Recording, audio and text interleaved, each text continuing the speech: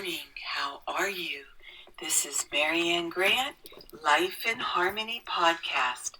Today is the first day of your life. It's important. What are you going to do with it? Remember, I talked about cleaning up any of that residue that you left behind yesterday, mentally, physically, spiritually, financially, emotionally, or sexually. I suggest you clean that up if you're down and out and depressed and angry. You're the one that created it. You're the only one that can clean it up. Okay, I'm going to go over this wonderful list of all the things that control us throughout the day. Sarcasm. Sarcasm is anger, emotions, bad attitude, enabling, people-pleasing, not able to say no, drugs, alcohol, pills, relationships, sex, lust, love, anger, rage, porn, controlling everybody around you but yourself, distractions everywhere. Then you have nothing but excuses. Gambling, work, working out, food addiction, binge TV, phone, podcasts, news, caffeine, surgeries, pain, never having enough. Being in a relationship mentally, physically, spiritually, sexually, abusing one another, and you may want to add to the list. Okay, today I want to talk about friendship, the importance of friendship. I want to read something, a recipe for happiness. 4 cups of love, 2 cups of loyalty, 3 cups of selflessness, 2 cups of friendship, 5 tablespoons of hope, 2 tablespoons of tenderness, 4 slices of faith, 1 barrel of laughter. Take the love and the loyalty and mix it thoroughly with the faith. Add tenderness, kindness, understanding. Sprinkle with friendship and hope. Hope season well with happiness. Bake under the rays of the sun. A beautiful friend that stayed with me for a while gave me that, and one of the things I do, I keep little things all around my house, of things, reminders of my children, my grandchildren, my friends, my family, little, all throughout my whole house. You look at every crack and corner of my home, and there's something to smile about. There's something to make you happy, and I find that's very important. And I'm talking about friendships that I had years ago that were the big impact of my life. Everything started for me at 13 with having real friendships, because as a kid, I was an ugly duckling. I was a tomboy. I just loved playing with boys, basketball, track, run. And then like I said, I started cutting grass at 10, 200 Sunday papers. And then at 13 ran a restaurant, and that's when everything started for me at 13. I met my best friend at the movie called The Blob, Edgewood. They used to have movie night, and that was the beginning of the end of a whole new era, a whole new life for me, a whole new beginning. And her family was like my second home, my second family. That's where I went when I got beaten up. And my friendship was so important, and I talked about this before. The back door was always open, and I used to think it was open for me, but I just found out that the lock was broken. And back then, we never locked our doors anyways, but that made me feel good knowing that the back door was always open, and it didn't matter what time of the night. I could go into their home and stay there.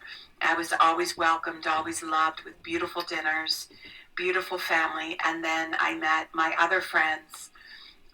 They used to call us the fearsome foursome, and there were 4 of us, and we used to walk the streets all hours of the night. We used to talk, we used to laugh, go to parties.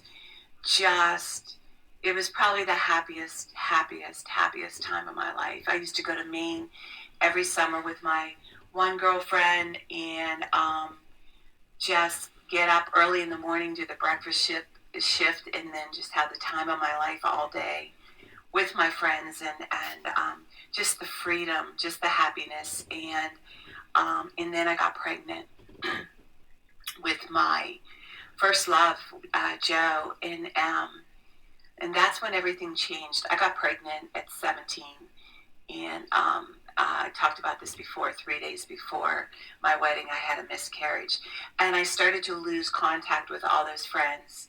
And at 18, had my first kid at 19, and built a home, and was having a family. And I feel like I'm reuniting with them all over again. They sprinkle in our lives throughout the years and come in and they come and go.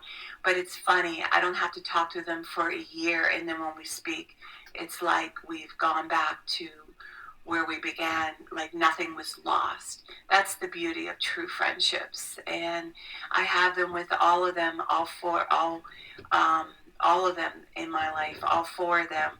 I can just, call them, have them come see me, and it's like we never lost each other. And now in my life, I have a couple people, a few really strong people in my life that I speak to on a regular basis. And I don't know, it's just my life is just so much filled up, so much fuller with friendships. So today, I want you to really focus on the importance of the people you love, the friends that are important to you. Don't take them for granted. Treat them with love, and let them know how much you love them. Let them know how much they mean to you. It's very, very important, and our lives wouldn't be what they are today and have the meaning that it has without the people that we love, our cheerleaders that respect us and know the hell that we've gone through and made it to the other side, and know the hell that they've gone through and made it to this other side, and then we could all laugh as if we never lost each other. And that is so beautiful. And balance, not too much of anything. Our kids, our partner, our play, our work. When we stay balanced, it's life in harmony. When we abuse ourselves, everyone we love is infected by it. You cheat yourself and everyone around you. The level of love and respect that you give yourself, that is the level of love and respect you will get in return. The goal for all of us truly is life in harmony. Our thinking can make or break us. That is why we have to check our thinking and attitude all day long. It has to be as natural as going to the bathroom, or else you get backed up. Remember, if you have an attitude today, be attitude, being in the highest possible state of happiness, good humor, and contentment with the way things are. This, my friend, is the greatest gift you can give yourself. Remember, behind every breakdown, there is a breakthrough around that corner. People say, I want to help be a part of taking care of the world. Here's the good news. If you truly take care of yourself all day and be a living example, that is taking care of the world. We all have gifts. We all have work to do. That is the true meaning of taking care of the world, doing your part. No exceptions. The answers lie in each and every one of us. Hey, you manipulators, smooth talkers, narcissisms, your words mean nothing and your actions say everything. I'm going to read a beautiful saying by Michael Singer. Spirituality begins when you decide you will never stop trying. Spirituality is the commitment to go beyond no matter what it takes. It's an infinite journey based upon going beyond yourself every minute of every day for the rest of your life. If you're truly going beyond, you're always at your limits. You're never back in the comfort zone. A spiritual being feels as though they're always against the edge and they're constantly being pushed through it.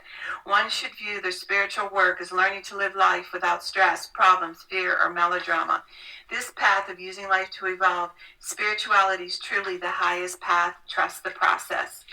The spiritual journey is one of constant transformation. To grow, you must give up the struggle to remain the same and learn to embrace change. Discipline is freedom. The undisciplined mind is like an elephant. If left to blunder around out of control, it will wreak havoc.